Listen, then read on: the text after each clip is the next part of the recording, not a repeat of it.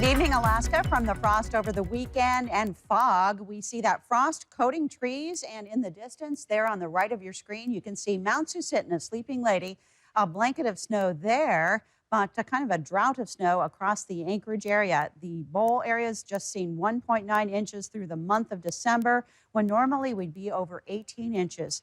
Here's a look at the satellite and radar. Some storm activity through parts of the Bering Strait, north of the Aleutians, into the Gulf of Alaska. High pressure stretching from northwest Alaska through the interior and into southeast Alaska. That is keeping that storm track just to our south. A few areas of cloud cover are expected, even some mixed showers over southwest Alaska, but generally it is clear, dry, and cold from the interior into northwest Alaska, where winds gusting up to 40 miles per hour could produce some wind chills down to 45 below.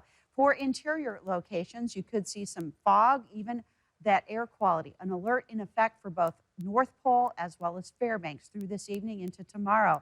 It will be dense fog from the northern portion of the Panhandle to the central sections, including the city of Juneau. So dense fog tonight, starting advisory at 9 p.m. going till 6 o'clock in the morning on Tuesday, for reduced visibility down to about a quarter mile at times. Sandpoint, you were the hot spot in the state today, getting up to 43. Galena, 39 below, grabbing the cold spot. And there has been some cold temperatures. These are the daytime highs. 18 below in Galena, 15 below in Fairbanks, as well as McGrath. Temperatures in the sub-zero category up to the north, even toward Northway on the eastern side of the state. But then we pick up 40 degrees in Ketchikan, 41 in Kodiak, and also stretching out from the Aleutians. They'll see some gusty winds as well as some wet weather in Kodiak tomorrow.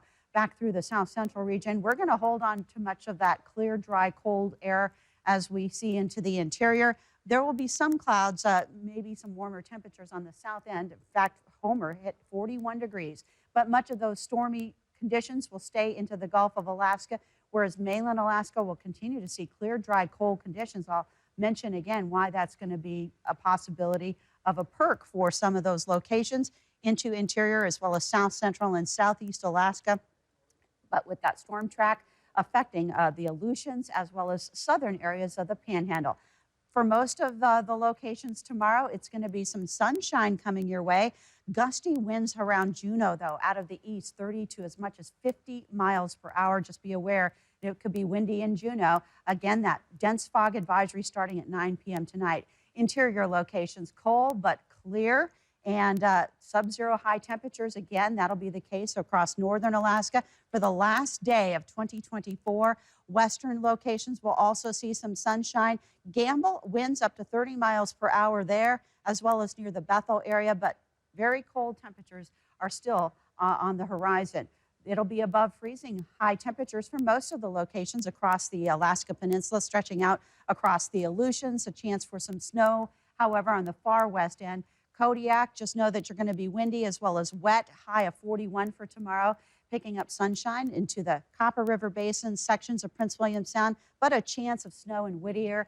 More sunshine into the valley areas, but a chilly one for Willow, 6 above for your high.